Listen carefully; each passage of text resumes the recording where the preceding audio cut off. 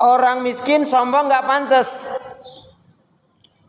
Kalau orang kaya sombong pantas nggak? Pantas banget kata setan.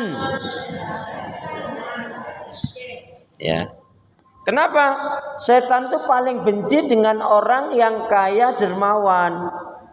Orang kaya yang bersyukur, orang kaya yang taat, orang kaya yang beriman. Kalau orang Jawa bilang apa? Lomoh. Suka memberi, membantu. Itu disukai atau dibenci oleh setan? Dibenci. Tapi yang disukai oleh setan adalah ada orang kaya kok jahat, orang kaya kok nggak beriman, orang kaya kok zalim. Itu orang kaya yang sangat disukai oleh setan. Ya. Jadi saya ulangi, la yadkhulul jannah man kana fi qalbi misqal dzarratin min kibr. Enggak akan masuk surga siapa yang di dalam hatinya punya sifat sombong meskipun hanya sebesar atom. Kita mau sombong apanya disombongkan? Wong bakal mati kok, Bu. Orang mati itu, Bu, enggak harus tua dulu loh, Bu. Makanya jangan tertipu dengan yang namanya umur. Atau jangan tertipu dengan yang namanya umur, karena mati enggak harus tua dulu. Ibu masih muda atau sudah tua? Nah, apalagi? Berarti kan kalau sudah tua nggak mungkin balik muda. Jangan tertipu dengan yang namanya kesehatan. Karena orang mati tidak harus sakit. Tuh, Bu. Para jenderal-jenderal dalam peperangan itu berangkat dari rumah ya sehat-sehat aja toh. Ya, mati juga. Bahkan jenderalnya di belakang. Kan kopral-kopralnya di depan kan. Tapi karena kematian itu tidak berdasarkan urutan kok. Tapi mati itu berdasarkan pencabutan. Bukan urutan. Kalau urutan kan 1, 2, 3 gitu. Ya. Intinya orang yang sombong pasti dia tidak bersyukur, satu. Yang kedua, orang yang sombong pasti lupa mati. Atau orang yang sombong suka ngeremehin orang lain.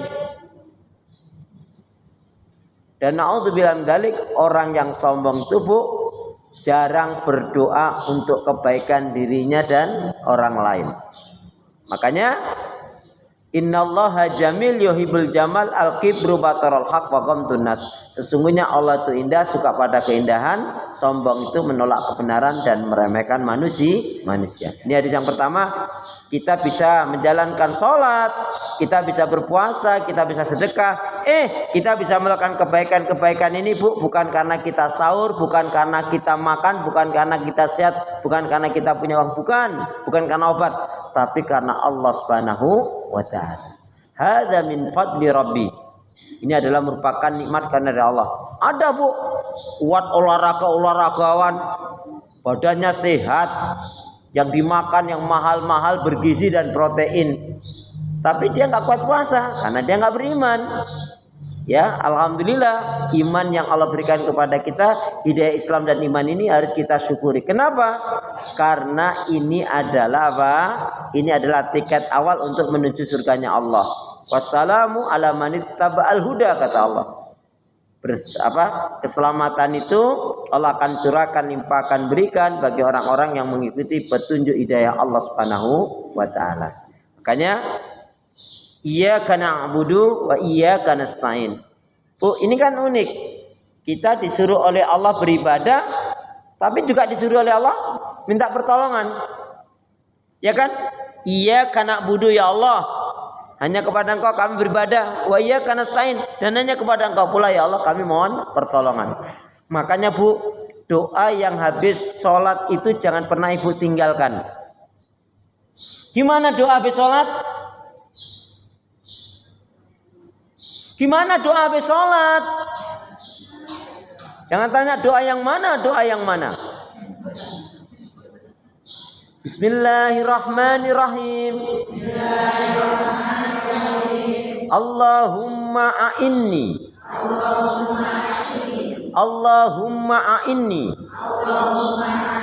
ala dzikrika wa syukrika wa husni ibadatika. Ya Allah, berikanlah kemampuan kepadaku untuk selalu ingat zikir kepadamu, mensyukuri nikmat-nikmatmu, dan baik dalam ibadah kepadamu. Ini doa yang jangan ibu pernah lupakan, karena Rasulullah mengajarkan doa ini, Bu, 2-3 bulan sebelum Rasulullah wafat. Ya, ada yang mengatakan demikian. Beliau memanggil sahabat Mu'adz bin Jabal. Wahai Mu'adz, maukah aku ajarkan kepada dirimu satu doa yang hendaknya kamu baca fi kulli duburi shalah. Fi kulli duburi shalah itu maknanya bisa dibaca sebelum salam. Ketika ibu sampai fil alamina innaka hamidum majid, biasanya kan doa Allahumma inni a'udzubika min adzabi jahannam wa min adzabil qabr wa min fitnatil mahya wa min fitnatil masih dajjal. Boleh ibu baca ini, Allahumma a'inni ala dzikrika wa syukrika wa husni ibadatika. Atau ibu habis sholat. Ya, intinya doa ini, Bu, cukup sekali ibu baca habis subuh. Doa ini cukup sekali ibu baca habis subuh, habis duhur, habis asar, habis maghrib, dan habis isya. Cukup sekali, cukup. Kan sekali. Atau? Masya Allah. Ya. Baik, ini hadis yang pertama mengajarkan kepada kita agar kita menjadi orang yang tawadhu, jangan jadi orang yang sombong. Bu, semua yang sudah sombong-sombong itu hancur pada akhirnya. Fir'aun karena kesombongannya hancur. Kesombongannya Fir'aun merasa sebagai dirinya sebagai Tuhan, sebagai penguasa. Qarun hancur karena kesombongannya. Kesombongannya bukan karena kayanya, tapi dia mengatakan ini adalah karena jeripayahku. Dia melupakan kalau ini pemberian Allah. Jadi orang yang kaya boleh, harus kalau bisa, tapi jangan menganggap kekayaan dari jeripayanya, tapi adalah karena nikmat karunia dari Allah. Kalau diberi kepandaian juga begitu. Alhamdulillah, ini adalah nikmat karunia dari Allah. Jadi menganggap ini karena pinterku, karena kuatku, nggak boleh. Nah, itu termasuk bagian orang yang sombong. Sekali lagi, orang yang sombong biasanya dia tidak bersyukur. Kemudian yang kedua, dia lupa akan kematian. Yang ketiga, suka ngeremehkan orang. Dan biasanya orang yang sombong itu, Bu, merasa baik benar sendiri, nggak butuh dari yang lain. Kita berlindung kepada Allah, jangan sampai sifat sombong ini ada pada diri kita. Kenapa?